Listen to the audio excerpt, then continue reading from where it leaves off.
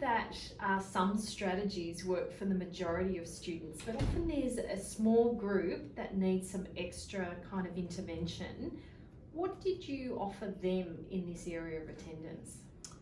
Well, Rebecca, I'd love to tell you it was as simple as a catchphrase. At All Saints we show up and all of a sudden everyone does show up, but I'm afraid that wasn't the case.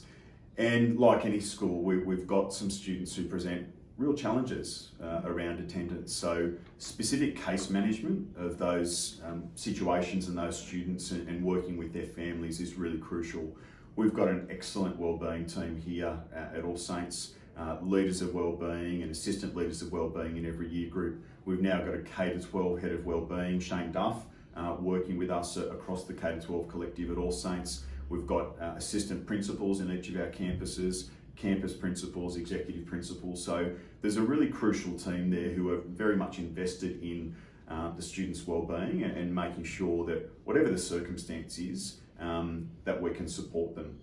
Attendance and that case management approach is really important. Attendance tracking, making sure that we've got our pastoral teachers who are actually keeping an eye out for consecutive days of absence or patterns of absence where there might be intermittent days where students are here and not here, and actually then empowering them to make phone calls, to work within the confines of their wellbeing team, their year group, to reach out to those families and just politely inquire as to what's going on, if there's a way that they can support that family. What we have from there, of course, is some difficult situations that do emerge, and there are genuine reasons why we might have a case of school refusal or barriers that are preventing student attendance.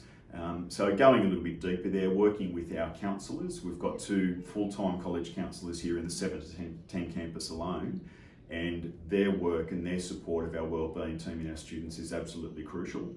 And there are times where we need to go through further things. We've got obviously attendance improvement plans, which are system-wide documents and plans that any school would have in place. And a worst case scenario, Rebecca, we might need to go through, very rarely, but occasionally, a compulsory schooling conference. And working with your team and getting some of your help and support there has been crucial to us over time as well.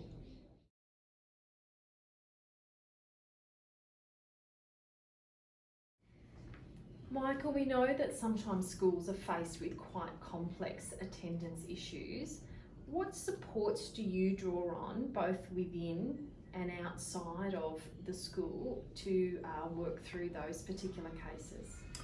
Well, we've got some excellent supports inside the K-12 collective here at All Saints. We've got a highly functioning wellbeing team. I'll speak specifically about the 7 to 10 campus here. We've got leaders of wellbeing, assistant leaders of wellbeing in every year group. We've got a K-12 head of wellbeing who is working right through from kindergarten to year 12 to provide guidance and support to those teams in the pastoral wellbeing domain. We've got college counsellors across our K-12 collective. We have 4 college counsellors. In the 7 to 10 campus alone, where we now have over 1,000 students, we've got 2 full-time college counsellors. So their supports here are absolutely crucial. Knowing also those people need help and guidance and support themselves at times. So being able to go to the assistant principals in each of our campuses is really crucial for that team. The campus principals as well, David Forrester, Christine Scanlon, myself, and then Daniel McInerney as our executive principal. So there's a real team approach within our particular school at the moment, and problem solving, brainstorming, making sure that we're supporting not just each other, but in the end supporting our students. So they're some of our internal supports here, and obviously specific case management approaches that you would adopt. And sometimes you don't have all the answers internally. Working with your team, the student and learning wellbeing team is just so crucial there. Seeking your support and guidance and your help with specific cases at different times has been important for us in establishing that connection and that relationship.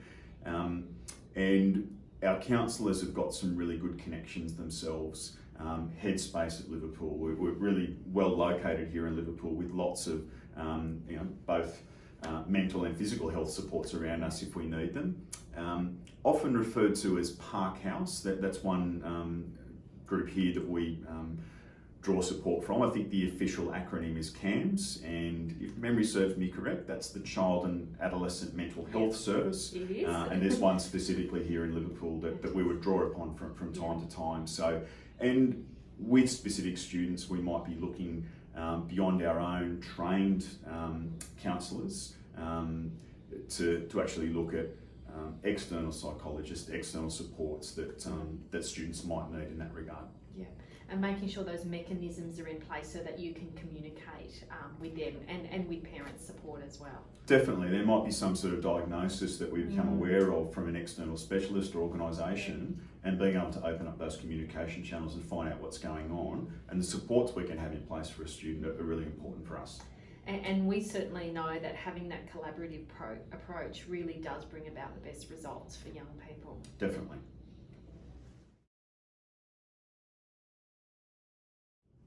So Michael, we know transition points are often a time of increased anxiety for students. So for example, starting school, moving from primary to high school. How do you identify and support particularly your Year 7 students coming into the college? Well, Rebecca, there's a couple of really crucial things that we do, and the first one, I don't think we're alone in this. I think there's lots of schools that do the same thing. Firstly, a little bit of context around our school, and particularly our Year 7 groups. They're pretty large, somewhere between 250 to 265 students coming into Year 7. And while we are a K-12 school now, there'd be 90 to 95 students from Year 6 at All Saints coming through into Year 7. We have other students from St Christopher's at Holsworthy, St Joseph's at Moorebank. They're our main Catholic feeder primary schools beyond the Year 6 students at All Saints that we get. We actually then have about 33 different primary schools that our students would come from. So quite a diverse mix feeding into this Liverpool area. One thing that we've found that's really important with such big year groups is we'd like to get to know them quickly rather than trying to start that process on day one of Year 7. So we've actually now started to reach out to those principals, assistant principals, Year 6 teachers, no matter what primary school they come from, not just our Catholic feeder ones, but also those local public schools, to actually organise meetings, to find out what we can about these students before they arrive here at All Saints. If there are attendance concerns, then we've got our eyes open, we know about those things before they arrive. If there are some behavioural worries or patterns, then we understand what those things might be, we're aware of them before we might see them emerging here as well. If there are family concerns, then we've got a way of being aware of that before the students come and mechanisms set up ready to support them from the get-go. So I think reaching out to those feeder primary schools and non-feeder primary schools to find out what we can about the students before they arrive here is really crucial. And that way we've got a bit of a database that's already established before the students get here. So that's number one. And number two, one thing that we do usually partway through term 2 is a Year 7 transition survey. So it's something that's run by an external company, Michael Elphick and Associates. And I think Michael works with a number of our systemic schools, but also schools outside of our system, to have some crucial questions there around that transition point into Year 7. And one thing that looking at that survey does is give us a sense of how students are settling in to our school community, whether they've already been a part of it, whether they're completely new to it, things that they like about the school and would like to see continue, and if there's one question around what they would like to change about the school. Sometimes those sponsors are quite unique. They can be hot chocolate in the mornings, but they can also be things about improving our response to bullying, setting up more supports between teachers and students, having mentors in the older year groups. So there's some really good feedback from our students, and it gives us a sense of some of the students who might be flagged as concerns, who maybe aren't travelling well as part of that transition point into Year 7, and then we can follow up with them and their families from that point forward. Wow. Some really great early intervention initiatives that are fantastic. Definitely with big year groups as well. Great. So Michael, just as we're finishing up, is there anything else that you'd just like to finish up in our conversation around attendance matters? Rebecca, probably the last thing to say would be that there's no perfect answers to improving school attendance. hopefully there's a few useful ideas that I've shared with people in our conversation today. But every student within your school community is an individual. Every one of them is going to have their own story. Some of them will be here every single school day for their 13 years at school, and that's really impressive. But some of them will have challenges and some of them will have difficulty. With those students, there's no cookie cutter approach, there's no pattern that is going to work for this student and for that student and then be applied to the next student as well. So you need to look very closely at their individual needs. You need to engage in conversation with them and with their families. Be flexible if you need to around maybe they're here in the mornings and then it's an early departure, or maybe it's a late start and then it's being here. But whatever circumstance, whatever method you need to adopt, what I said to a student recently is the hardest day for you to get here is going to be tomorrow. But if you're here tomorrow, then the next day will be a little bit easier, and the next day after that will be a little bit easier than that. So just getting them here in whatever way, shape or form, if it's in sports uniform, if it's working out of a wellbeing centre in the case of our school, if it's engaging in some remote learning at different stages, there's got to be some flexibility around that. So know your students, look at their individual needs, and when it comes to those attendance improvement plans, you may need to have some little nuances there that apply to each of the students that you're working with. I really like that flexible and creative approach that I know your team has always been really willing to adopt.